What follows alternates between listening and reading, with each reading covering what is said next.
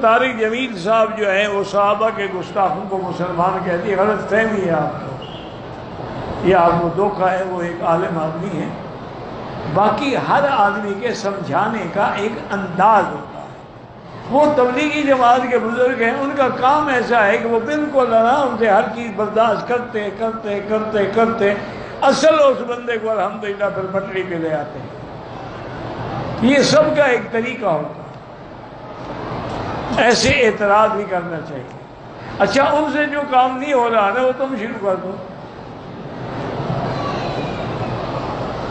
ایک اللہ والے کی خدمت میں ایک شخص گیا، انہوں نے کہا جی مجھے ماں باپ پکڑ کے لائے ہیں مرید ہونے کے لیے، میں تو نہیں چاہتا، میں تو دنیا دار شرابی شبابی کبابی آدمی ہوں، اب میں ماں باپ نے مجھے مجبور کر دیا ہے تو میں مان گیا ہوں کہ بیعت کرتا ہوں، لیکن حضرت میری شرط ہے بیعت تب کروں گا کہ آپ مجھے اجازت دیں کہ میں زنا بھی نہیں چھوڑوں گا، شراب بھی نہیں چھوڑوں گا، اس کے بغیر میری گزارا ہو ہی نہیں سکتا، مجھے ہر رات ایک عورت بھی چاہیے، شراب بھی چاہیے۔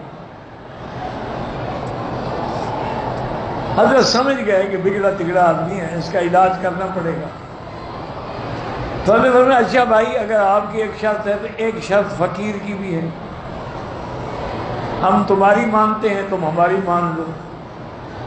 انہوں نے کہا جی فرمایا، ہم نے کہا بس نماز نہیں چھوڑنی، فرض نماز جماعت کے ساتھ پڑھنی ہے، باقی تم جانا تمہارا کام ہے، نماز پڑھتے رہو بس۔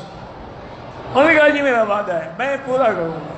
واپس گیا، وہ شام کو عصر کو شراب والی پارٹی آ گئی، انہوں نے کہا یار میں نے مولوی سے وعدہ کیا ہے کہ نماز پڑھوں گا، اب اگر عصر کو میں نے شراب پی لی تو مغرب بھی گئی عشاء بھی گئی، اب عشاء کے بعد مجلس رکھیں گے۔